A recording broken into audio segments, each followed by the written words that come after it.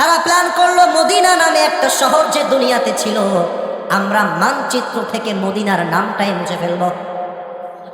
এবার কাফেররা মিলে সবাই একত্রিত হয়ে মদিনায় অ্যাটাক করতে আসলো। এই খবরটা নবীজির কানে পৌঁছায় গেল। নবীজি সাহাবা একরামদেরকে নিয়ে পরামর্শে বসে গেলেন। সাহাবা একরাম, এই কথা কে বলে, stop, keep quiet, keep silent, কথা বলা যাবে না, হাদিস মনোযোগ দিয়ে শুনতে। সাহাবা একরামরা সামনে বসে আছে, আমি একটু মাইক্রোফোনটা হটাচ্ছি, আমার চেহারা দিকে খেয়াল রাখবেন। নবীজি সবার সামনে এক্স্যাক্টলি এভাবে বসে আছে লিডার হিসেবে, আর সাহাবা একরাম সামনে সবাই বসে আছে গোল হয়ে। নবীজি বলছে, তোমাদের মাঝে কার কাছে কি বুদ্ধি আছে আমাকে বলো, মদিনাকে বাঁচাতে হবে।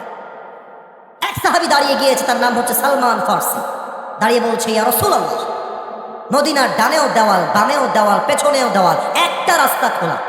আমার মনে হয় এই পুরো রাস্তা খনন করে আপনি একটা বিশাল খাল তৈরি করবেন। নওগাঁর ভাইয়েরা, খালকে আপনারা কি বলেন? খালি বলেন? আচ্ছা, বিশাল লম্বা খাল, প্রায় 4 থেকে 7 কিলোমিটার লম্বা। নবীজি বলছে, ভালোই তো প্ল্যান তুমি দিয়েছো। আরে পানি যদি পুরো রাস্তায় থাকে, কাফেররা চাইলেও তো যুদ্ধের জন্য ঘোড়া দিয়ে অ্যাটাক করতে পারবে না, ঠিক কিনা বলে? যেই প্ল্যান সেই কাজ, পুরো রাস্তা বিশাল লম্বা খাল খনন করা হলো। কাফেররা যুদ্ধের জন্য যখন আসলো, দেখছে পুরো রাস্তা পানি আর পানি, পানি আর পানি, পানি আর পানি। এক কাফের, নামটা আমি আগে বলবো, and then you have to repeat after me, এরপর আপনাদেরকে বলতে হবে, আর বলতে হলে শুনতে হবে। নাম হচ্ছে আমর বিন মারহাব। এবার আপনাদের পালা। আমর বিন কি হাব? জোরে বলেন ভাই, আমর বিন মারহাব। আমর বিন কি হাব? মারহাব।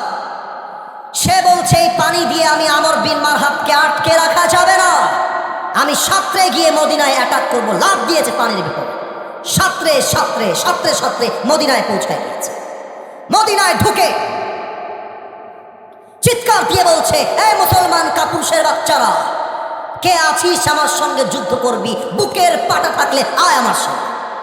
এক চিৎকারে মদিনার সব সাহাবা একরাম বের হয়ে আসছে, নবীজিও বের হয়ে আসছে।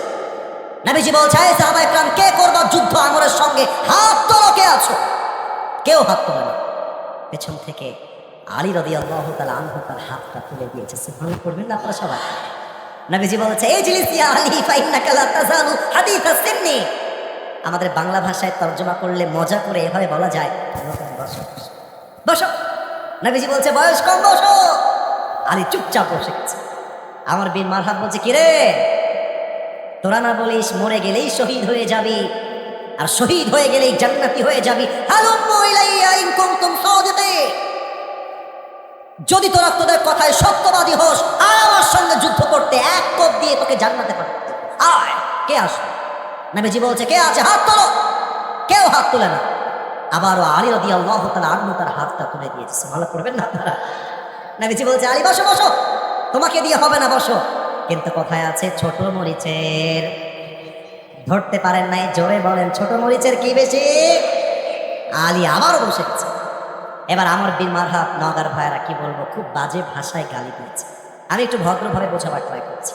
আমর বিন মারহাব বলছে, তোদের মাঝে কেউ যদি এক বাপের বেটা হয়ে থাকিস, এর দ্বারা কি বোঝায় আপনারা খুব ভালো করে বোঝেন। আমর বিন মারহাব বলছে, তোদের মাঝে কেউ যদি তার সন্তানকে ইয়াতীম করতে চাস, তোদের মাঝে কেউ যদি তার বউকে বিধবা করতে চাস, তোদের মাঝে কোনো বীর পুরুষ যদি মায়ের বুককে খালি করতে চাস, আয় আমার সঙ্গে যুদ্ধ করে দেখিয়ে দে।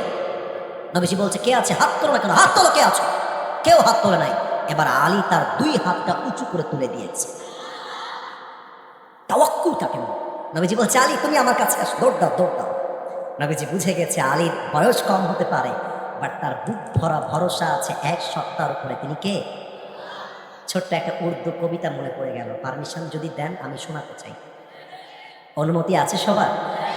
আল্লামা ইকবাল রাহমাতুল্লাহ আলাইহি, বিশ্বকবি যাকে বলা হয়, তার ভাষা এত চমৎকার।